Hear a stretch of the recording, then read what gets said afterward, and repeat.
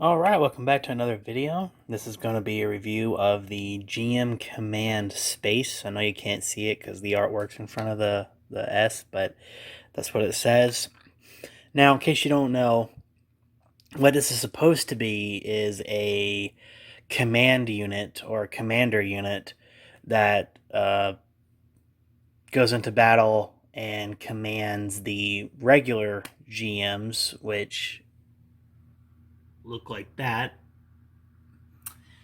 And he's supposed to bring them in and command them into battle. And his suit's a little bit different and it's a little bit more enhanced. It is a high grade, obviously from Universal Century, but you want to see it's a pretty old kit. It's from 2004, which immediately made me realize that this was going to be a different type of kit, because I've only made like a few other really old kits. And yeah, well, I'll explain to that when I get to it. But unfortunately, this is a reissue from Bandai Spirits, which means there is well, actually, it does have it. Oh wow, it was 800 yen when it first came out, and that's basically about, this would have been $8 in Japan when it first came out. So it was a pretty cheap kit, but back in the day, high grades were a lot cheaper because they weren't as advanced as they are now. There's a little blurb if you want to pause the video and translate it, see what it says. And here's some pictures of the kit. But I'll get to some of the more interesting facts about it in a little bit. And then, of course, we got this side with some more nice pictures of it. Another blurb or information about it. Another picture. And some more information about the suit's stats. Now, one thing you may notice is that there's no icon or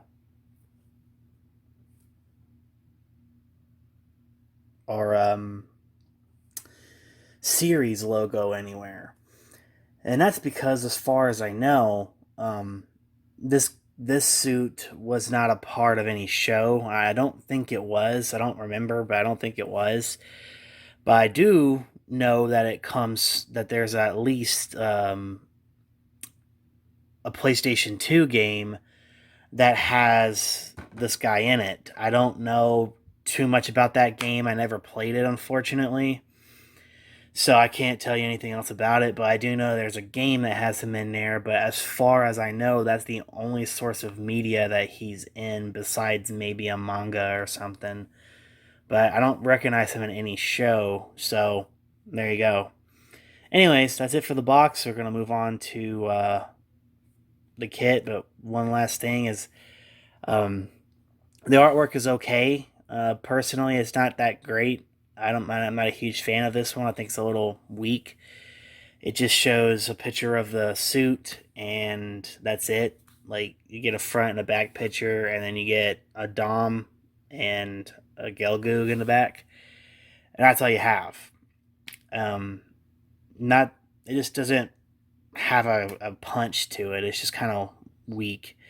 Anyways, let's move on from that and go to the kit. So here we are. So first of all, let's go over detailing. Now, this kit is an older kit. It's from 2004, like I said. So the detailing for this kit isn't nearly as good as a lot of the newer stuff is. And that's a common thing with older kits. They're just not as detailed. There is some detailing. You can see, obviously, with like the side skirts and the front skirts. The head's got some, a little bit in the arms, a little bit in the legs, some in the shield. But unfortunately, um, the detailing isn't that great because, for example, they have the Federation logo on the shield, which you can probably see when he turns. But like this right here, this indent is the logo, but there's no foil sticker for it or a separate plastic piece. So the part separation on this kit is very poor, but that's because it's an older kit, and part separation um, in the early 2000s, for especially for high grades, just wasn't as good as it could have been. Um, and that's, one of the worst things about this kit is that the detailing is pretty bad. Um, because it's just like they didn't even try. Like a more modern day kit with like say a similar shield design would have had separate pieces to make these circle parts a different color, because it probably is a different color, and you would have gotten at least a sticker to put over this so that you would have um, a better detail in it. But unfortunately, they didn't do that. So that really blows. Now, the one good thing about the detailing on this kit is that, of course, that means you can paint it. And back then, it was a lot more common for people to just paint these kits more often than they do now, depending on the person, of course. So that, you have that. And articulation is one thing that is definitely holds this kit back, because I've built a few other kits that are around this age, including the original GM. So when I get to reviewing that, you'll see what I'm talking about. But like, for example, you can tell that he's in a pretty like basic pose, and that's because there is not a lot of articulation in the shoulders. Like, it can rotate and stuff, but that's about it. Because on these older kits, they have a piece of plastic that sticks out, and you're supposed to put the shoulder connection piece onto it. Nowadays, they do it in reverse. To my right, I do have a master grade that I haven't reviewed yet, but to basically give you an example, with his connection here, in the chest is actually the polycap, and the arm actually has the prong or the piece sticking out that goes into the polycap. It gives it more range. And this is not just because it's a master grade. The same thing happens on newer high grades, and it gives it more range. This guy doesn't have that. It's an older design, so his articulation is pretty poor if you're comparing him to newer kits. But at the time, he was pretty standard, I guess. Anyways, so articulation is something to be desired on this kit. Now, one thing I want to get to when it comes to the actual build of this kit is the build quality. Now, with my other kits, I never really talked about it too much because the build quality really wasn't anything to highlight on those, because there was nothing truly bad. But I never talked about anything good about the build quality either, which is something I should probably focus on in the future. But with this particular kit, there are a few build quality issues that I noticed. One of the biggest problems that I saw with this kit is that on the back skirting armor is where you store his unused beam sabers. The problem is that the beam sabers have a very loose grip on a small little piece of white plastic that you put them onto, and then you put that piece into the back skirting armor to clip it in. And that's like right here. It's, pretty hard to tell, but it's right there. Well, when I was building it, I realized that it's going to be way too loose to just snap it in. And unfortunately, that means that this kit requires, in my personal opinion, a little bit of glue to actually build it correctly. because if I wouldn't have done that, anytime I ever touched this kit to move him around or anything, those pieces probably would have fallen off. And that's kind of a big issue when you're talking about build quality of a model kit, because you don't want pieces to be loose. Now, a lot of people say that, why don't you just glue things? Well, here's the thing. These kits are supposed to be able to be built without the need for glue. So I always try to build them the way they are intended.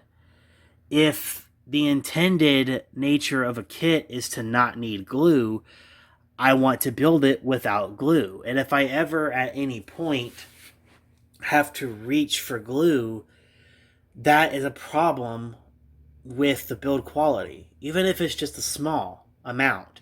With this kit, it's not too big of a deal, but it still shows that there was a little bit of necessary enhancements to these kits, which luckily we got over time. But on an older kit like this, it shows you where we've come, and I really appreciate that.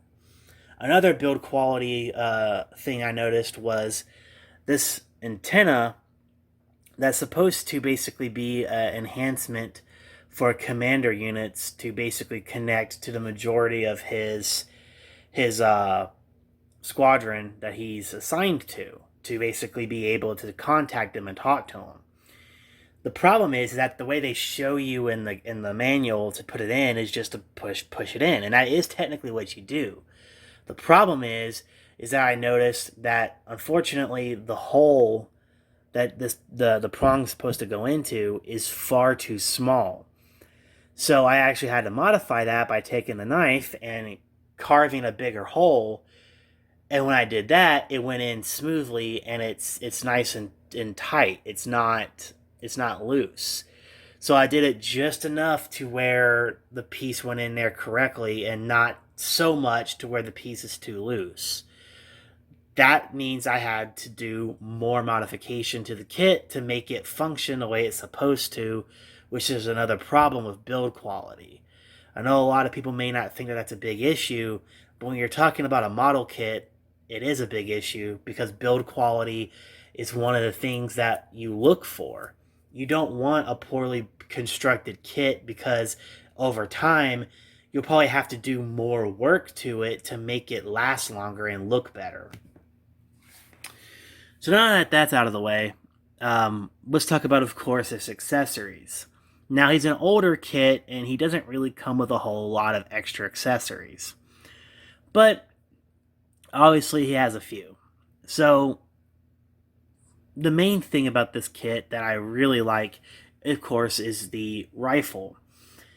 I think it's one of the most unique looking rifles in the Universal Century, because it looks like a paintball gun, and I just love the way it looks. The problem is that the accessory is very basic, because this is an older kit, so it's not too extravagant. And that also means that it's all printed in one color, which is just gray. But this part is supposed to be red, white, and red. So I actually went in there and painted that myself, which is something I don't usually do. But I absolutely had to do it for this kit, because this is one of the reasons why I got the kit, was because I wanted this gun, and I knew that that's how it would look. But when I got the kit and I opened everything up, that's not the case, and I was pretty disappointed that I actually had to go in there and modify the kit even more to make it more accurate to what I wanted. Of course, I could have gone all out. I could have gone even further and painted more details on the entire kit, but I'm not really a painter. That's just something I did for myself because I wanted that more accurate color. As you could tell, I'm not that great. I got some on the handle piece up here, but that's whatever.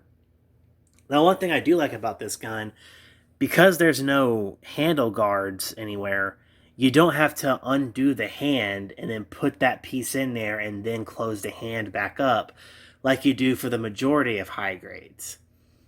With this kit, it just slides in.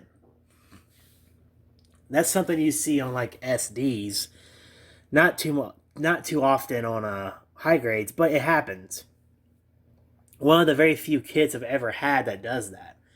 Obviously, he has a trigger finger hand for the right side and a open expressive hand on the left side that I have attached. And he also has, obviously, a shield. Now, the shield is one of those designs that I think is like legendary because it definitely started with like the Mark II, but it's one of my favorite shield designs that stays around for a lot of Federation suits. It's just a really cool looking design. Um, but that's about it with the shield, honestly.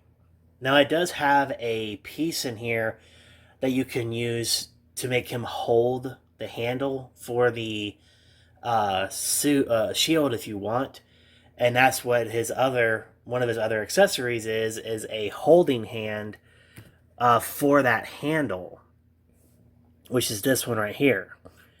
Now the last one of the other last accessories is this piece over here, which is actually a smaller version of that handle piece that's inside of the shield. I don't really know what the point of that is because it doesn't actually fit. So I'm thinking that this was a leftover part from a previous kit.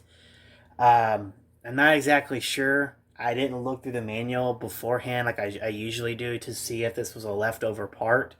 I'm assuming it is, but honestly, it could be anything. But it definitely seems like it's an older version of the same piece because it's shorter. It's too short to clip on to the prongs in this shield, so I'm thinking it's an older version. Finally, I think we have the absolute worst accessory with this kit, which is a shame because of how often I love to highlight beam sabers. But yeah, this is the beam saber for this kit. Now, from what I can tell, this is actually was a pretty common uh, way of doing beam sabers on older high grades. They would just print out a piece of plastic with the beam ignited, and you had to paint that beam to make it accurate. And then, of course, the hand, it would have to be painted because it's the same color as everything else. Because, yeah, they were being lazy with it, I guess. Which really sucks because now, if you ever wanted to do that, you have to paint. You have to do paint work on that to make that look good. Now, the only extra piece on that beam saber is the back of the hand. So the back of the hand is the only extra part that is not normally there, but this hand is actually molded onto the beam saber. So if you wanted to use it, you'd have to paint that hand, pop out this hand, pop that one in, and truthfully, if you wanted to be entirely accurate, remove one of these beam sabers from the back because it would make no sense with him having two beam sabers on his back and holding one. He'd have to remove one. You would have to remove one of his beam sabers to do that. Now, because I glued them, I'm never going to be able to remove them, but that's okay because I'm never going to use this beam saber because I only wanted this kit for that gun anyways. But the point is that that really hurts the experience with this particular kit. So, with all that being said, what's my recommendation and my rating? My rating for this kit, if I was to hold it up to today's standards, I'd probably give it like a 3 or a 4 because it's okay. You know, it's decent enough. I know that it's what it's supposed to be. It's not so poorly done to where like it's just an entire mess and it's just not fun to build. It was definitely a fun build. It was an easy build. Um, but for its consistency, for its attention to detail, for its um, usage of older um, standardized parts, it definitely makes this kit feel old. So if I was to hold it up to today's standards, it would be, it'd be a pretty bad rating. But for its time, I guess it would be about average, probably about a 5. So that'd be my final rating personally. I'm going to go with 5 out of 10 because I want to be fair because it came out in a different time. So, to be fair with it, let's give it a 5 out of 10 because of how standardized most of the parts for this kit is when it comes to like its articulation and everything. Like it's pretty poor, but for its time it was acceptable. Um and accessories are lacking personally, especially with that beam saber. So accessories are pretty poor. Just like my painting job is terrible, but it's whatever. You grow. You have to grow from experience. Um, but yeah, now there is a few foil stickers, but all the foil stickers are little red stickers. There's like 2 on each leg, and there's a small piece on the cod part, and then one longer piece below the cod part.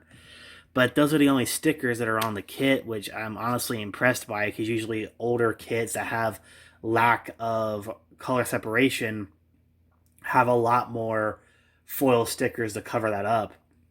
But he doesn't, so that's cool and bad at the same time. Um, Recommendation though, I'd say if you want a very simple, easy first build to get you somewhat familiar with how to build Gundam, especially if this is your first one, he's not a terrible choice. But honestly, you could do a lot better. So I wouldn't necessarily recommend it as a starting kit.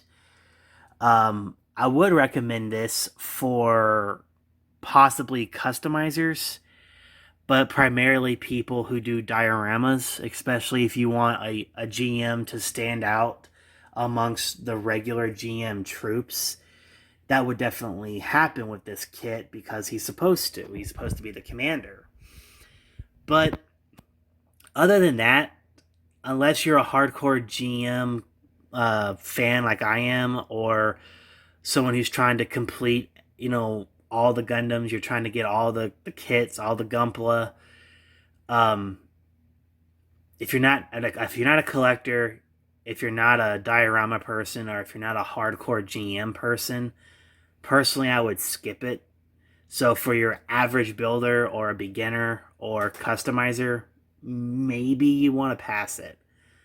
Um, Customizer is kind of in the middle. Like you're kind of like in between recommended and not recommended. So that's really up to you if you want to get this kit for customization purposes. Um, Not sure. That's up to you, honestly. But for your average builder or your I guess you could say eh, regular and kind of like inconsistent builder, it's not really worth it. He's cheap, which can make it fun for, like I said, diorama purposes. But because he's so cheap, he's not really worth it um, for the quality of the kit. Um, he is very accessible. He's got a lot of kits out there, and he's pretty cheap. So it's not a factor if you can't get him, it's not worth it. But it's a factor of just the quality of the kit may or may not be worth it to you. I don't think it personally is, but I'm happy I got him to basically flesh out my GM collection because I love GMs. But that's just me. Anyways, that's the video, guys. And if you want to, please hit that like button, comment, and subscribe. I really appreciate that. Hit the notification bell so you know when I upload a new video. And that's it for me. So Yokai is out, and sayonara.